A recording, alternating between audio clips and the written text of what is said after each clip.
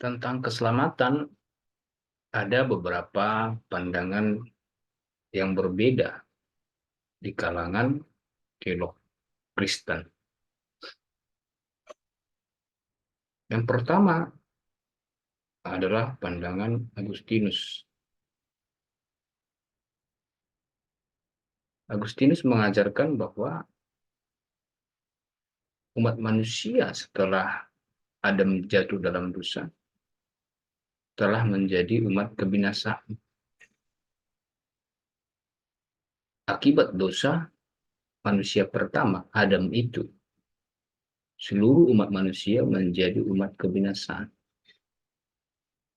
Hilang persekutuan dengan Allah. Dan sekarang berada di bawah kutukan. Kehilangan persekutuan dengan Tuhan, malahan sekarang berada di bawah kutukan Tuhan Allah akibat dari dosa itu. Manusia menjadi budak dosa, diperhamba dosa, tercemar total, rusak total, sehingga tidak punya kemampuan untuk berbuat baik. Tidak dapat lagi berbuat baik. Tidak sanggup lagi memenuhi standar Allah untuk keselamatan. Itu sebabnya manusia akhirnya menuju kepada maut, kematian kekal itu.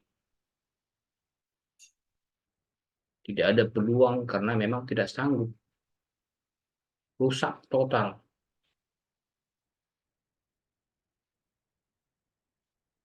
Justru karena itulah maka manusia memerlukan anugerah Allah. Manusia memerlukan kasih karunia-Nya. Menurut paham Agustinus, ternyata kasih karunia Tuhan Allah itu hanya disediakan bagi sejumlah orang tertentu.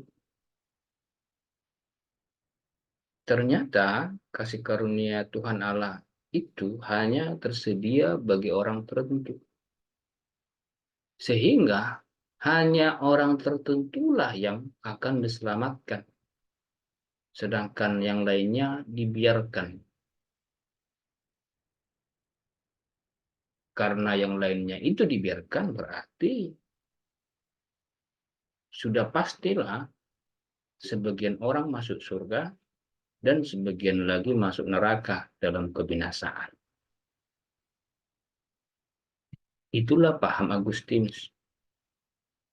Dengan demikian, dapatlah dikatakan bahwa nasib keadaan kekal setiap orang itu sudah ditentukan, sudah ditetapkan sejak semula, bahkan sebelum manusia itu terlahir.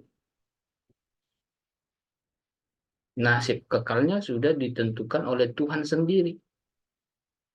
Tidak ada yang bisa menolaknya, tidak ada yang bisa menentangnya, tidak ada yang bisa menggagalkannya. Maka tema utama paham Agustinus adalah kedaulatan Tuhan Allah. Dalam kedaulatannya, Tuhanlah yang menentukan siapa saja yang akan diselamatkan dan siapa saja yang akan dibiarkan binasa karena dosa.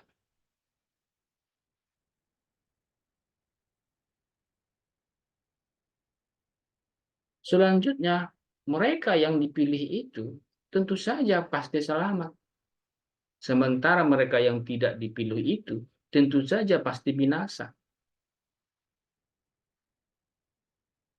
Mereka yang terpilih itu, sekalipun dia berdosa sebanyak-banyaknya, sebesar-besarnya, melakukan semua yang jahat, sebelum dia bertobat, itu tidak berpengaruh lagi. Karena dia dipilih Tuhan. Dia tentu selamat. Akan tiba masanya dia bertobat. Pasti bertobat. Dan pasti datang kepada Tuhan karena dia orang terpilih. Sementara yang kelompok lainnya karena memang bukan orang terpilih, pada akhirnya akan dibinasakan. Sekalipun dia ada masa melakukan yang baik, nampaknya tidak melakukan dosa, tapi karena dia bukan orang pilihan, maka dia pasti menuju kepada kebinasaan. Bagaimana paham ini diterima gereja? Bagaimana paham ini diterima sebagian orang dan ditolak sebagian lain? Itu kita tahu bersama-sama. Pandangan ini biasanya disebut monergistik. Monergistik bekerja dari satu pihak. Semua keputusan ada di tangan Allah tanpa memerlukan kerjasama dari pihak lain, termasuk pihak manusia yang dalam hal ini adalah subjek yang diselamatkan atau subjek yang dibiarkan dalam kebinasaan. Itulah paham dari Agustinus.